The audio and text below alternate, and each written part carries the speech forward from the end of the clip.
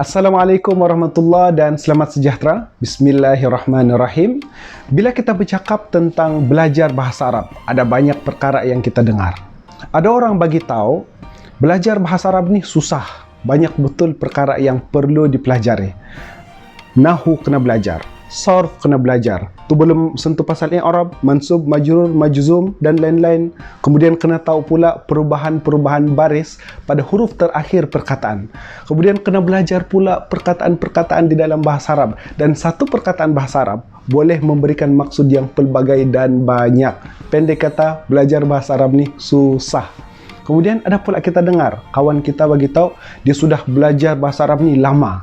Mula daripada masuk tadika, dia sudah ada pendedahan bahasa Arab. Masuk sekolah rendah, belajar lagi bahasa Arab. Masuk sekolah menengah, belajar bahasa Arab. Sampailah universiti, dia ambil program yang memerlukan penguasaan bahasa Arab. Tapi malangnya, sampai ke hari ini, dia masih lagi tidak pandai bercakap bahasa Arab. Ataupun even menulis ayat pun masih lagi ragu. Takut banyak kesilapan-kesilapan yang berlaku. Kesusahan di dalam pembelajaran bahasa Arab ataupun apa-apa ilmu sekalipun, untuk makluman rakan-rakan semua, itu adalah normal. Perkara biasa. Kerana proses pembelajaran itu adalah satu perjalanan yang tidak mudah. Ada banyak rintangan, dugaan dan juga halangan yang perlu kita tempuhi untuk mencapai matlamat yang hendak kita capai dalam pembelajaran.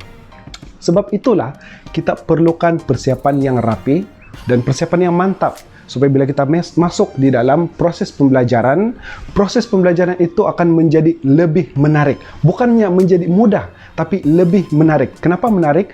Kerana dugaan, cabaran yang kita tempuhi di sepanjang proses pembelajaran itulah yang mendatangkan nilai-nilai nostalgia dan juga rasa mencabar dan menarik bila kita masuk di dalam proses pembelajaran. Sekiranya kita masuk di dalam proses pembelajaran tanpa ada persiapan yang rapi, apa yang berlaku? Jawapan dia mudah, kantoi. Akhirnya kita terkantoi di dalam pembelajaran bahasa. So, bila kita kantoi, bila kita sudah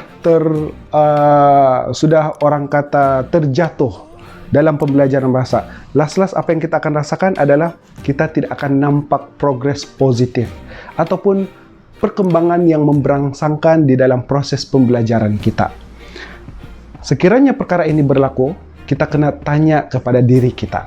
3 soalan yang paling penting. Yang pertama, adakah objektif yang kita tetapkan di dalam proses pembelajaran bahasa itu sudah cukup jelas? Yang kedua, adakah objektif yang kita tetapkan itu sudah cukup untuk menjadi motivasi, pembakar semangat kepada kita yang sangat-sangat kuat, sehingga dengan semangat itu dia mendorong kita untuk terus maju ke hadapan. Walau apa sekalipun yang berlaku, dia mendorong kita untuk maju ke hadapan dan seterusnya mencapai matlamat yang telah kita tetapkan.